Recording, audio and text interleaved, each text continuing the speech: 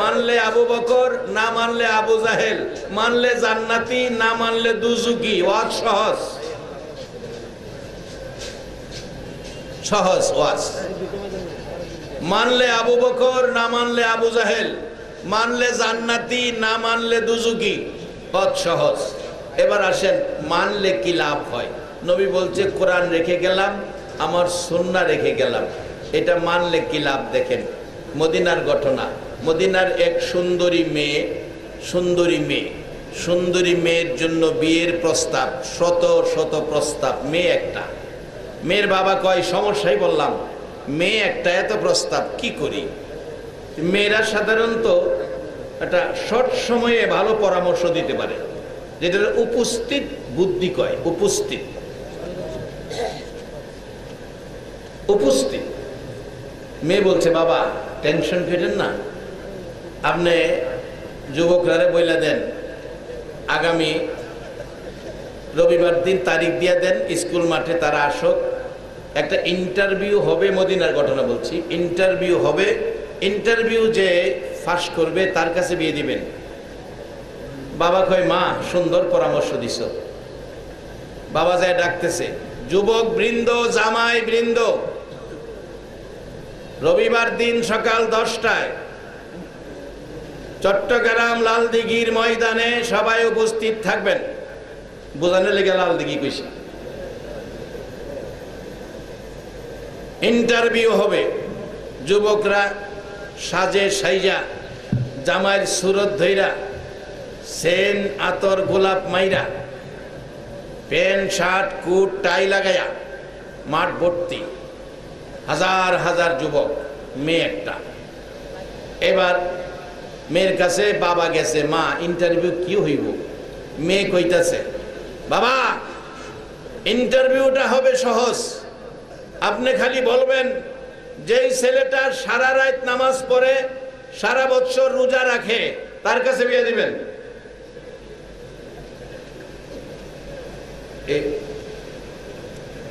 এই সাইজের জামাই ফামুনি হেড্ডা হেন, সারা রাত নামাজ পড়ে, সারা বছর রোজা রাখে, এই সাইজের জামাই পাওয়া যাইব?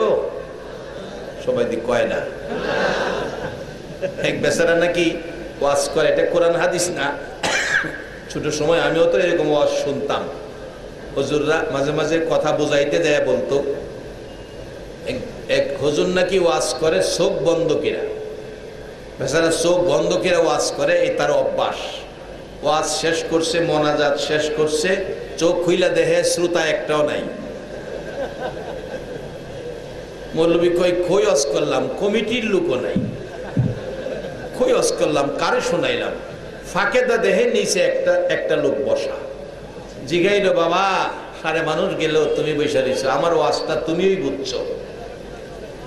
বাবা তুমি কি মানুষ না ফেরেশতা নাকি একজন আল্লাহর ওলি বলো?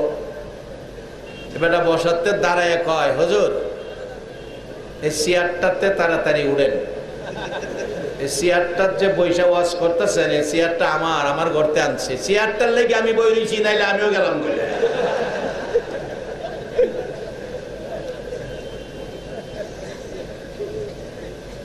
এখন যখন ঘোষণা দিল মেয়ের বাবা, জামাই বৃন্দ সারা রাত নামাজ, সারা বছর রোজা। আচ্ছা রোজা নামাজ আখিরি নবীর উম্মতের উপরে আল্লাহর পক্ষ থেকে ফরজ করা হয়েছে, কথাটা কি সঠিক না মিথ্যা? আসতে পেলেন যে হ্যাঁ, নবী কইছে দুইটা জিনিস রাইখা গেলাম।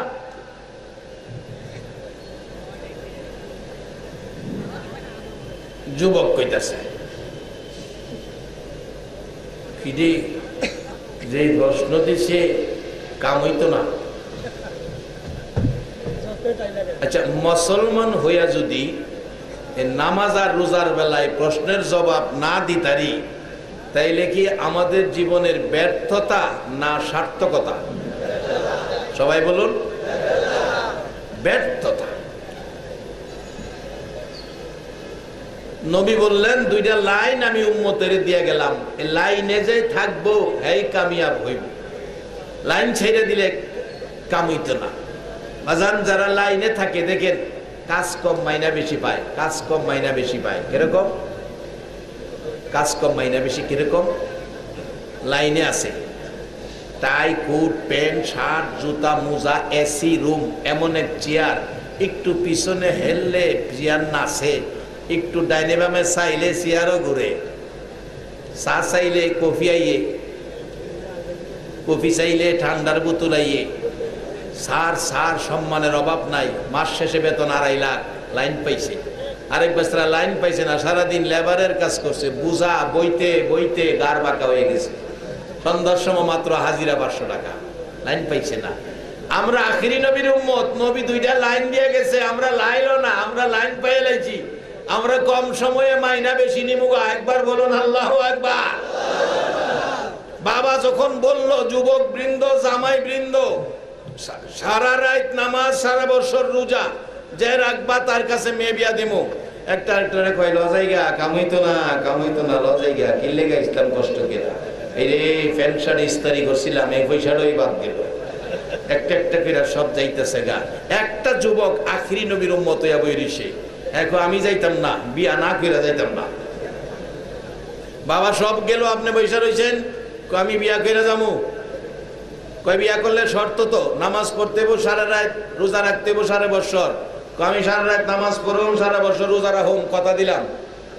অন্ত এই শর্তে বিয়া দিতে হয়। মদিনার ঘটনা। বিয়া দিল, বউ নিয়া বাড়িতে গেছে। বাড়িতে যায় এশারের নামাজ পড়া খায়া আগে ঘুমাইতো 1 বালিশও, আজকা 2 বালিশ নিয়ে শুইছে। বিবি কয় কথা কইল সারা রাত নামাজ পড়বো, এটা দিয়ে ঘুমাই গেল। আগেকার দিনের মহিলারা তো নম্র ভদ্র ছিল, আদব কায়দা ছিল। ওহানের দিনে যদি হইতো তাহলে বউ গলাচ্ছি বাধা ধরলে নামাজ দিয়া ঘুমাও কি লেগা। আচ্ছা দেহি সকালে ফজরের জামাত ফইরাইসা, এখন নাস্তা দাও, তোমার হাতের নাস্তা ভালোই, নতুন বউ রুটি বানাইতেছে আর খাইতেছে। 35টা খাইছে। বিবি কইল রোজা রাখবো, হ্যাঁ দি নাস্তা 35টা খা। আগে কম খাইতো, আজকে একটু বেশি খাইতেছে। কি করি রে, বিপদে বললাম। কইল কি আর করে কি? আচ্ছা কালকার দিনটা দেখি। 2টা দিন দেখলো একই আমল। পরে যায় নবীজির কাছে নালিশ করছে, ইয়া রাসূলুল্লাহ, আখিরি নবীর উম্মত কি প্রতারণা করতে পারে? রাসূল বলেন না। হুজুর আপনার উম্মত প্রতারণা করলো, বলল সারা রাত নামাজ পড়বো, সারা বছর রোজা রাখবো, সারা রাত ঘুমা, সারাদিন খা, রোজাও রাখে না, নামাজও পড়ে না। এই কথা কয়ে বিয়ে করছে, আমি কি করি?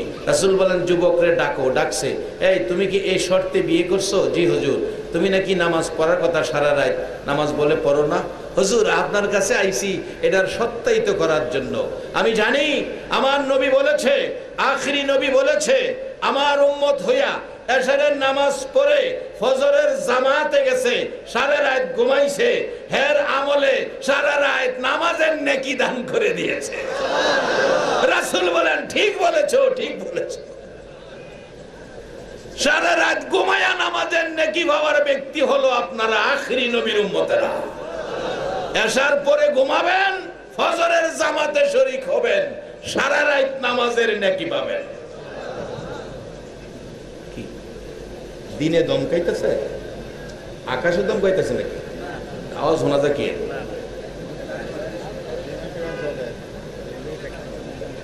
তাইলে কম কাজে মাইনা বেশি ভাইলাম আখিরি নবীর উম্মত হইয়া।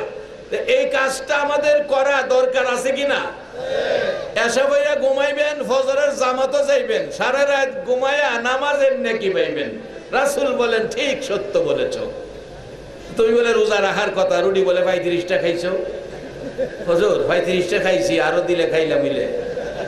তো তোমরা রোজা রাখার কথা? হুজুর আমি আখিরি নবীর উম্মত, আমার নবী বলছে আমার উম্মত হইয়া রমজান মাসের 1 মাসের রোজা রাইখা শাওয়াল মাসে যারা 6টা রোজা রাখবে, আমার উম্মতের আমলে সারা বছর রোজার নেকি দেওয়া হবে। নবী গো আমি আখিরি নবীর উম্মত, রমজানের রোজার শেষে শাওয়ালের 6 রোজা করেছি, আমি আখিরি নবীর উম্মত, সারা বছর রোজার নেকি আমার আমলে নিয়ে গেছি। রাসূল বলেন ঠিক বলেছো, সত্য বলেছো।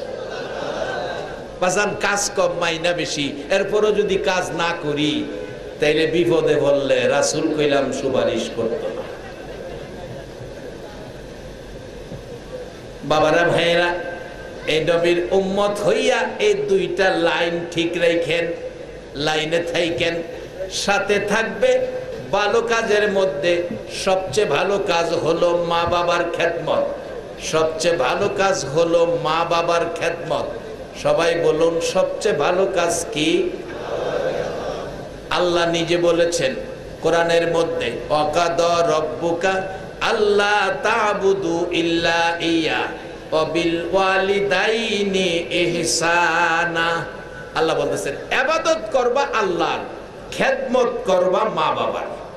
ইবাদত আল্লাহর, খেদমত কার? মা বাবার। তাইলে আমি সহজে বুঝাইতে পারছি, ইবাদত আল্লাহর, খেদমত মা বাবার। এই শিক্ষা দিলেন নবী, উম্মতের দরদি, গুনাহগারের বন্ধু নবী মুহাম্মদুর রাসূলুল্লাহ সাল্লাল্লাহু আলাইহি ওয়াসাল্লাম। বাজান, মা বাবার খেদমত, মা বাবার দোয়ায় ওলি হওয়া যায়। চট্টগ্রাম পাহাড়ি এলাকা, ওলি আল্লাহদের দেশ।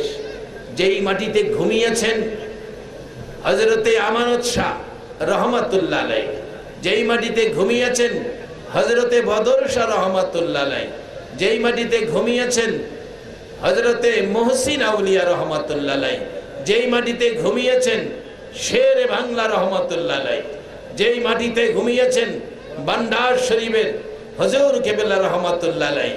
এরকম শত শত ওলি আল্লাহরা এই বাংলার চট্টগ্রামের পাহাড়ি এলাকায় জমিনের নিচে ঘুমিয়েছে। তারা আর্থিং হয়ে জমিনের নিচে ঘুমিয়ে এই নবীর উম্মতের শান্তিতে থাকার জন্য তারা এখনো মাজার শরীফে শুয়ে শুয়ে আল্লাহর কাছে দোয়া করতেছেন। সবাই বলুন মারহাবা। বাবা, আল্লাহর ওলিদের দোয়া আল্লাহ কবুল করে কিনা?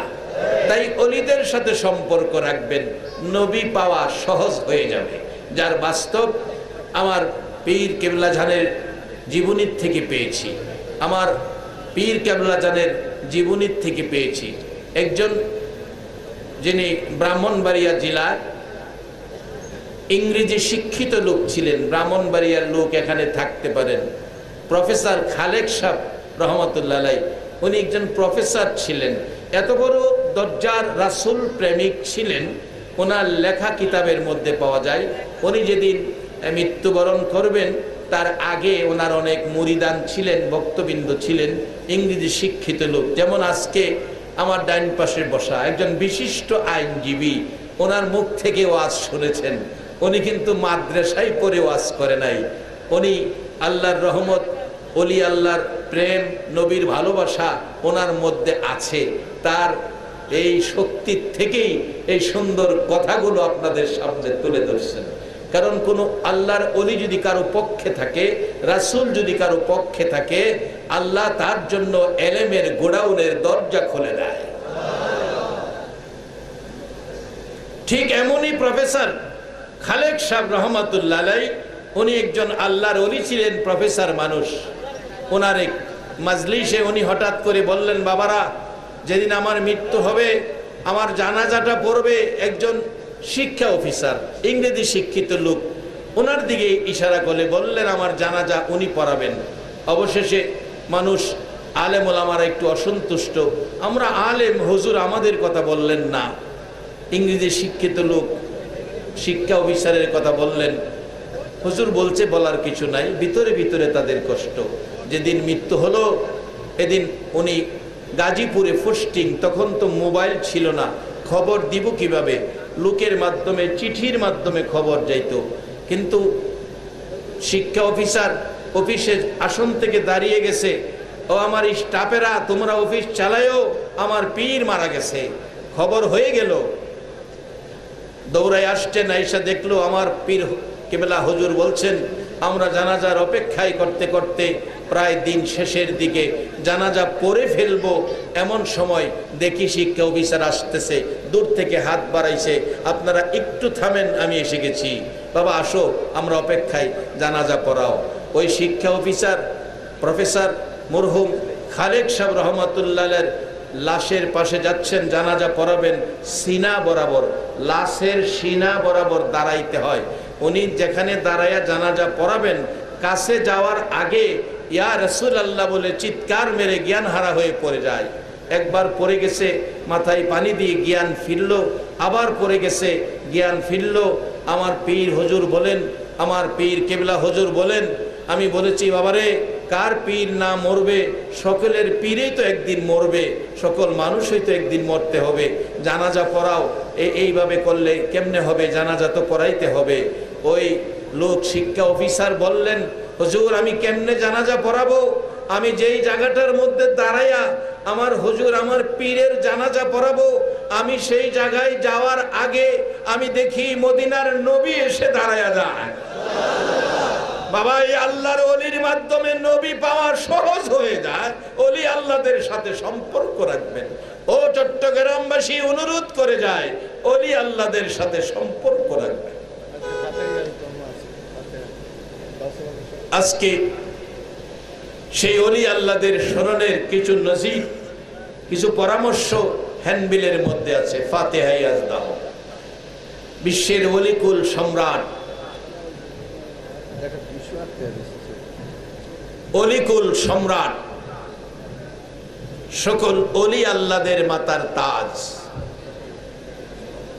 শেখ মহিউদ্দিন আব্দুল কাদের জিলানী রহমাতুল্লাহ আলাইহি, ওনার জীবনী কিছুটা থাকা আজকের মাহফিলে বরকতের জন্য এটা একটা অংশ, যেহেতু এখানে ফাতিহা ইয়াজদাহ উল্লেখ করা হয়েছে। অলি আল্লাহগণের নেক নজর অতি পাওয়ারফুলি। বলুন, গাউসে পাক বিশ্ব অলি হয়েছেন, এই অলি হওয়ার রাস্তা করে দিয়েছেন নবী মুহাম্মদুর রাসূলুল্লাহ। আজকে যদি স্কুল খোলেন, কিন্ডারগার্টেন এই মহল্লায়, তাইলে ছেলেরা স্কুলে যাবে, ভালো রেজাল্ট করবে। আমার নবী অলি আল্লাহ হওয়ার স্কুল খুলেছেন, সেই স্কুলে যারা ঢুকেছে তারা অলি হয়ে গেছেন। গাউসে পাক এমন এক দরজার অলি, একবার বলুন আল্লাহু আকবার। আল্লাহর অলিরা আল্লাহর কাছ থেকে আদায় করে, জোর করে আদায় করার ক্ষমতা আল্লাহর অলিদের আছে। যেমন পৃথিবী জুড়ে অলি আল্লাহগণ আছেন, এখনো অলি আল্লাহগণ আছেন। যেহেতু অলি আল্লাহগণের দরজা এখনো বন্ধ হয় নাই, তাই অলি আল্লাহরা আছেন। গাউসে পাকের মহব্বত যাদের কাছে থাকবে, গাউসে পাকের আদর্শ যাদের কাছে থাকবে, আমি আপনাদের কাছে জানতে চাই, গাউসে পাক আল্লাহর অলি, উনি কি নামাজ পড়তেন? জি, নামাজ কি পড়তেন? মা বাবার সাথে কি ব্যবহার ভালো করতেন? মানুষের সম্পদ কি মাইরা খাইতেন? একবার বলুন আল্লাহু আকবার। কি শিক্ষা দিল? 40 বছর পর্যন্ত এক টানা এশারের উজু দিয়া ফজর পর্যন্ত চালাইছে।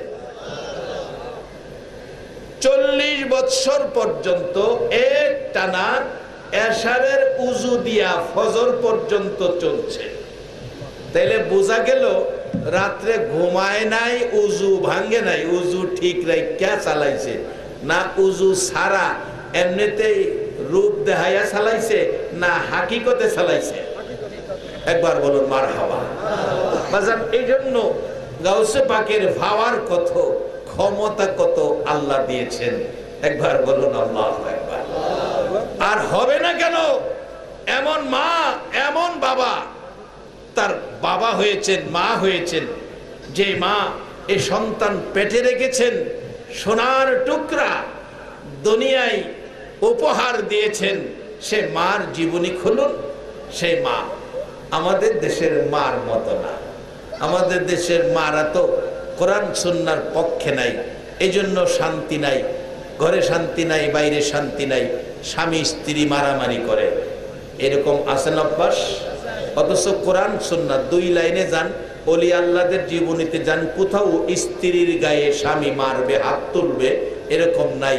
এতে যদি বাঁচতে চান অলি আল্লাহদের জীবনীতে যান, আর না হয় নবীর রেখে যাওয়া কোরআন সুন্নায় যান। এক বেচারা বাড়িতে আইসা বিবিরে খালি কয় বাদ দে, আর বাদ দে কইলেই বিবি কয় তুমি কি পাগল হয়ে গেছো? আর স্বামীও পাগল শুনলে হের মাথা গরম হয়। স্বামী কয় আমারে পাগল কইছস, আজকা পাগলামি ওই করুম, এমনি দইরা শুরু করে মায়। একেবারে মাইরা কাইতকিরা ফালায়। প্রত্যেক দিন এভাবে পাগল করে মারে। এরকম বড় মাহফিল, স্ত্রী কয় কত মায়ের খামো, একটা বাচ্চা দিয়া এক বোতল পানি ফাড়াইছে। কয় হুজুর রে, কয় পানিটা ফইরা দিত। মায়ের খাইতে খাইতে হাড্ডির সাথে গোশত নাই, আমি একটু রেহাই পাই। হুজুর বুঝতে পারছে যে স্ত্রী যে কেড়ে মাইরটা খায়। অনেক স্ত্রী আছে স্বামীর সাথে সাফা করে, তকরাতকরি করে, যেটা স্বামী পছন্দ করে না এইটা আরো বেশি কেড়ে করে। এর লেগে স্বামী অবস্থায় কেসা। রাসূল বলছে স্বামী কাজ কাম কষ্ট করে ঘরে আসলে স্ত্রী স্বামীর সামনে হাসি মুখে দাঁড়াইতে হবে। স্বামী যেন স্ত্রীর হাসি দেখে সারা দিনের ক্লান্তি দূর হয়ে যায়। এটার নাম ইসলাম। আর ওখানে শুরু হয়েছে কিলাকিলি। কিলাকিলি পরাফানি বোতল নিয়ে দিছে হুজুর। একজন মহিলা আর স্বামী খালি কিলায় পিটায়, একটু পানি ফিরে দিতেন। হুজুর কই বুঝছি তো, সালামুন কাওলাম মির রব্বির রহিম ফাল্লাহু খায়রুন হাফিজা ওয়া আরহামুর রাহিমিন। না, এই মহিলাটারে কইও স্বামী যখন ফিডাইতে আয়ে কিলাইতে আয়ে এই বোতল থেকে এক কুলি পানি মুহ লইয়া বয়ে থাকবো। আচ্ছা, আপনারা ফাইসালা দেন, মুহ যদি পানি তাহে স্বামীর লোকের তকরাতকরি করুন যাইব, মুখ বন্ধ করে দিছে। এটাই তো আল্লাহ ওয়ালারা দেয়। আল্লাহ ওয়ালারা মানুষকে ফিডা খাওয়ায় না, ফিডার থেকে বাঁচায়। আল্লাহর ওলিদের কাছে যাইন, শুধু দুনিয়ার ফিডা না, কবরের ফিডার থেকেও বাঁচায়। এক আল্লাহর ওলি কবরে যাইব, শিখাইয়া দিল মুরিদান দেয়, তোমরা আমার এই কবরে দেওয়ার সময় কাফনের উপরে বিসমিল্লাহির রহমানির রহিম লেখা দিও। মুরিদরাকে হুজুর এত বড় একজন নেককার মানুষ, আপনি আল্লাহর ওলি মানুষ, আপনার এই আমলে কোনো ত্রুটি নাই, কেন এই বিসমিল্লাহির রহমানির রহিম লিখবো? আল্লাহর ওলি বললেন, বাবারে, হাসরের দিন যদি কোনো না কোনো কারণে আমার আমল নষ্ট হয়ে যায়, আমার আল্লাহর কাছে যদি আমল গ্রহণযোগ্য না হয়, সব আমল যদি বাতিল গণ্য হয়, তাহলে বুকের মধ্যে যে রহমান আর রহিম লেখান ইসলাম, রহমান আর রহিমের বিনিময়ে হাত বাড়াবো, এর বিনিময়ে আমারে কি দিবা দাও। আল্লাহর ওলিরা এই শিক্ষা দিয়ে গেছেন। তাই বলি আল্লাহদের সাথে সাথে মহিলা ভানি ভাইয়া বইরেছে, স্বামী ভাই দেয়া কয় বাদ দে, এই তো ভাগলামি শুরু হয়েছে, তোরে এত মায়ের মারি, তোর ভাগলামি কথাটা যায় না, হাতে আর মাইরা তোরে পারতাম না, হাতে কুলায় না, হয়ে গেছে লাডি আনতো ফিডাইবার লেগিয়া। এই ফাঁকে মহিলা এই ফানি খুললে এক কুলি ফানি মুহ দিয়া বইরেছে। স্বামী আইছে লাডি লিয়া মারতো কি, আর পাগল কইতে না, অন্তি চুপ করে বইরিছস, সাইজ করলাম লাডি লিয়েছি, কথা কয় না, গোতা গাতা দেয়, কথা কয় না। খেলো আমি না বলে ভাগলামি করি, কথা কস না কেন, পাগলামি আজকা দেখামু, আজকা লাডি লইছে, আজকা হাতে মারতাম না, লাডি দা ফিডামু, আজকা কথা কয় না। আধা ঘন্টা ধাক্কাইছে, কথা কয় না। স্বামীও তো মানুষ হই, এইটার সংসার করিয়া তো মায়ের মারি, আজকা কোনো কথা কয় না, এটা তো আমার মায়েরে অসন্তুষ্ট হইয়া আমার সাথে রাগ পিড়া বই রয়েছে। যাক, জীবন ভরা মারছি, আর মারতাম না, কথা একটা ক, আমি তোরে মারতাম না, চুপ কিরে বই রয়েছিস, কথা কস না, আমার মায়া লাগতেছে তোর লেগে, আর একদিনও মারতাম না, কথা কস। মাথা শুয়া কসম খাইছে, তোর মাথা শুয়া কসম খাইলাম, জীবনে তোর গায়ে হাত দিতাম না। ফালমেরা দাঁড়ায় গেছে গা, পানিটা ভালাই বাচ্চা গেছি ভরা পানি দিয়া, মাজান ভরা পানি দিয়া বাচ্চা গেছে। আসলে কি হুদা ফানিয়ে বাচ্চে না পানির মধ্যে কোরআনের অংশ ঢুকছে? সালামুন কাওলাম মির রব্বির রহিম ফাল্লাহু খায়রুন হাফিজা ওয়া হুয়া আরহামুর রাহিমিন। এই কোরআনের অংশ যখন পানিত লাগিয়া গেছে, নবী বলছে দুইটা জিনিস তোমাদের দিয়া গেলাম, একটা আল্লাহর কোরআন আর একটা আমি নবীর আদর্শ। এই দুইটার মধ্যে যারা থাকবে তাদের অশান্তি থাকবে না, তাদের শান্তি আর শান্তি। দুনিয়ায় শান্তি, কবরে শান্তি, ঘরে শান্তি, বাইরে শান্তি, এমনকি জান্নাতের গেট পর্যন্ত অশান্তি পাবে না, শান্তিময় জান্নাতি মেহমান হয়ে যাবে। আজকে নবীর কথা মানা বলুন আমাদের দরকার আছে কিনা?